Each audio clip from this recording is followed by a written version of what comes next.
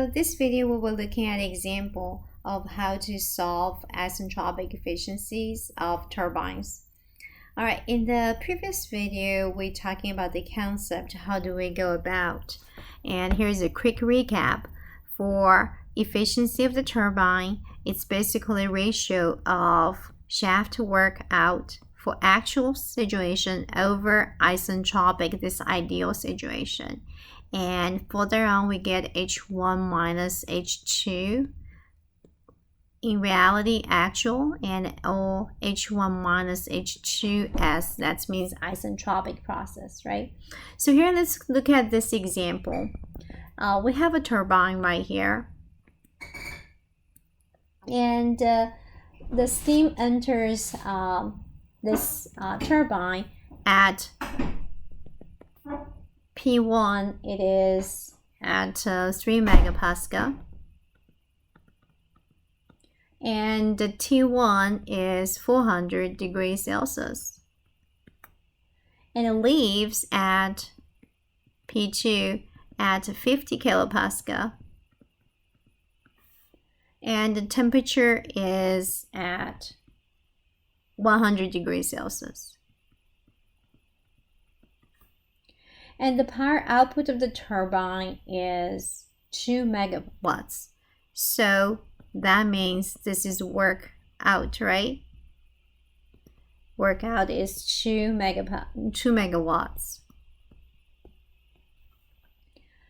And we need to find isentropic efficiency of the turbine. So we need to find eta T. Also, we need to find out the mass flow rate of the steam that passing through the turbine, m dot. Okay. So how do we go about to solve this problem?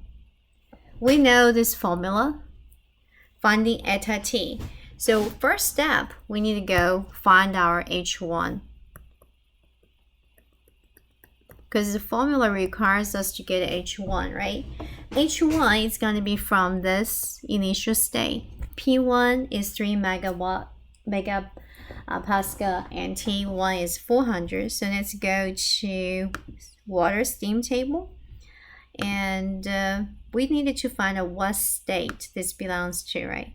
So pressure table at 3 mega, that would be 3000 kilopascal. At 3000 kilopascal, our temperature, saturated temperature is 233, and our temperature is 400, right? So from here, we can see our Tsat at 3 megapascal is 233.85 degrees Celsius, and our temperature is greater than that. That tells us this is going to be superheated vapor coming into turbine. So now it's a superheated vapor, we're going to go to our right table. Okay, table A6. So 3 megapascal, and our temperature is 400. So look across. And what we're trying to look for, we're trying to find our H. So that's our H value. So our H1 is equal to 3231.7. Okay. So should we stop right here at this table? I mean, think ahead. We still needed to find for the ideal situation, which is isentropic process, which means S1 equal to S2, right? We need to find S2. Therefore, we need to find S1. So from the same table, I think we need to go find our S1 at this 3 megapascal and 400. What's our S value? Right here. 6.9235. Okay, so knowing those two values now, we're gonna thinking about, we figure out the H1. Then how do we find our H2 for isentropic process. That's our next goal. So since this is isentropic process, we already know for this state we'll have S2 equal to S1 equal to 6.9235. And what will be the second property? We know. The second property will be our pressure, P. So here is something I need to emphasize on. You might be puzzled at this right moment. You said we already know those two properties for the state 2. P2, pressure is given, temperature is given. But now I want to ask you, is this pressure and temperature for actual situation or it's for isentropic situation? Right? So if it's isentropic situation, you're going to use S2 equal to S1. So between the pressure and the temperature, which one I'll be using then for isentropic? We're always going to use our pressure. Okay? So our pressure is going to be 50 kilopascal. So take a very good note on this one. We'll use P, not temperature, for isentropic process. Why is that? Because for this turbine, it's going to expand, right? The pressure going to drop. And however, if it's isentropic process, this temperature come out is going to be different compared to reality. So that's the difference. So if we go ahead using this P2 equal to 50 kilopascal, now let's go take a look at the table. Look at table A5. 50 kilopascal. What is our SF and SG? Okay, so it's right here, and we realize our S value is right in between our SF and SG value. So at 50 kilopascal, SF value is 1.0912 and our SG value is 7.593 and our S value is between those two. That tells us this exit during this isentropic process, this exit is going to be a saturated mixture. Knowing that, we need to find our quality, right? Quality, since we know the S, it's isentropic process, we can use S as a jumping board to find our quality. So it's going to be S value minus SF over SFG. Our S value here is 6.9235 minus SF 1.0912. SFG from this table directly, it's 6.5019. Okay, so knowing that, we can go ahead and calculate our quality. So our quality will be 0.897.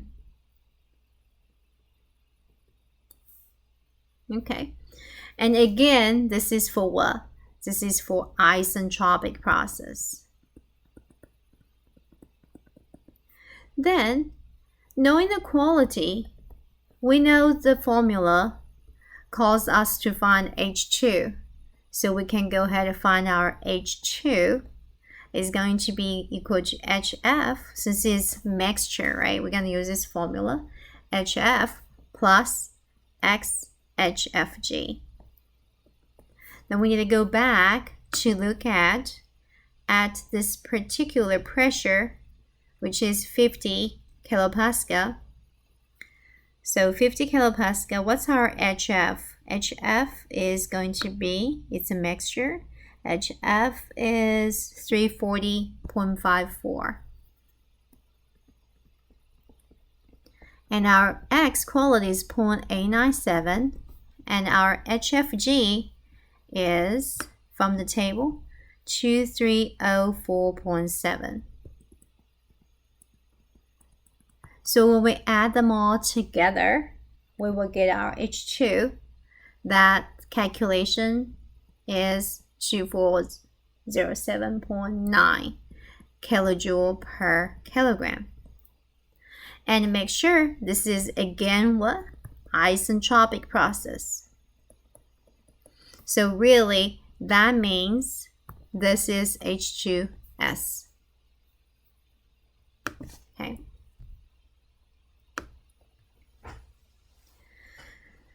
All right, so far we have solved H1. We also have solved H2S. H2S is a new concept. Let's quick recap, how do we find H2S? We go ahead, find S1 first. The reason we find S1 first, because it's isentropic process for this ideal situation. Then we equate S2 equal to S1. And for the second property, we made it clear point that we have to use pressure, not using the temperature. So using the pressure, we go ahead and find out this is a mixture. Therefore, we go down to find our quality, and then we find our H2S at this isentropic process. So we are pretty close to finish it up. Then going back to this formula, the only thing left for us to find out is this H2A. H2A, it's right here where we can find out. That's where the actual happening. That's the pressure, and that is the corresponding temperature during the actual process. So from here, we can find our H2A actual. So let's take a look. 50 kilopascal. We want to go to table A5. At 50 kilopascal, we're talking about our temperature is 81 right here. So 81.32. That's the Tsat at 50 kilopascal.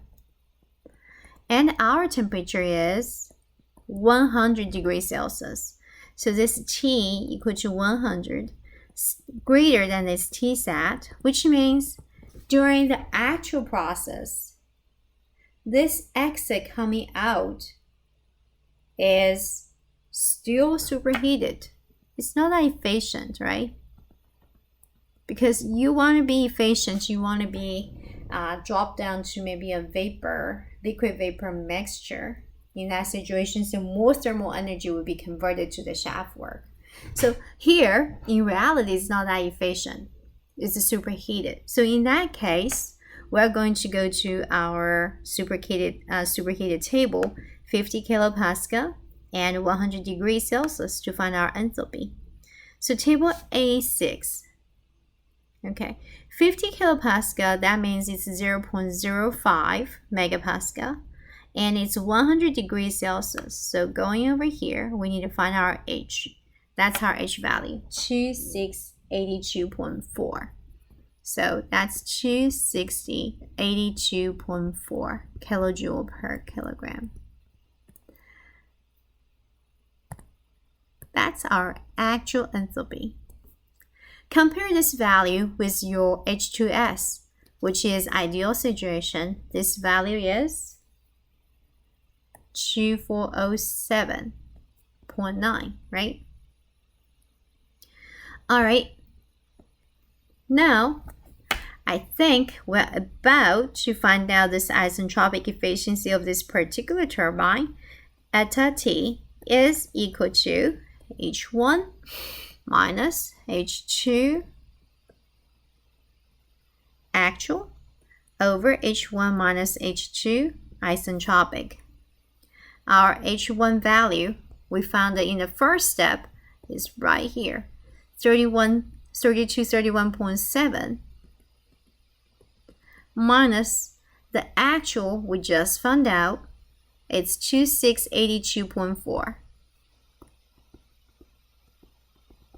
And over 3231.7 minus H2S, which is 2407.9.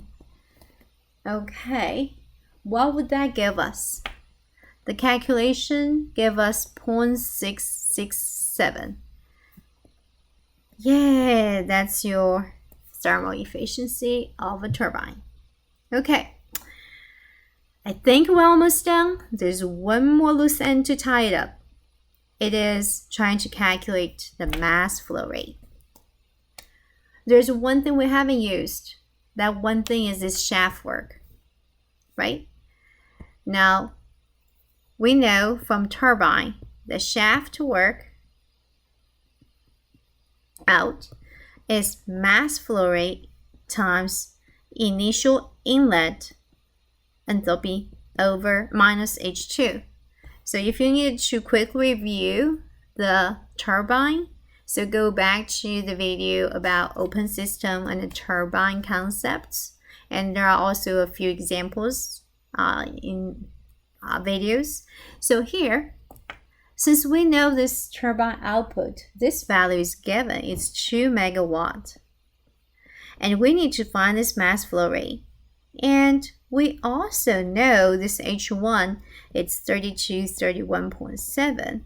And H2, may I ask you what will be value you will be using? H2A, the actual, or H2S? Well, depending on this value, is this the actual work output? Yes, indeed. So we are going to use H2 actual. So that would be 2682.4. Then, and be aware this have a unit of kilojoule per kilogram. Here we have 2 mega, so we're going to change mega to kilo. 1 mega is 10 to the power of 6, kilo is 10 to the power of 3, so that would be 2000 kilowatt. So knowing that, that will be able to solve mass flow rate, giving us a unit of kilojoule per second. Because why? Kilowatt is basically kilojoule per second. Oh, I made a mistake on this one. The mass flow rate is going to be kilogram per second. Okay? So knowing that, and our mass flow rate is 3.64. That's our mass flow rate for this turbine. Okay, that ends the this example for isentropic efficiency of turbines. All right, I'll see you next time.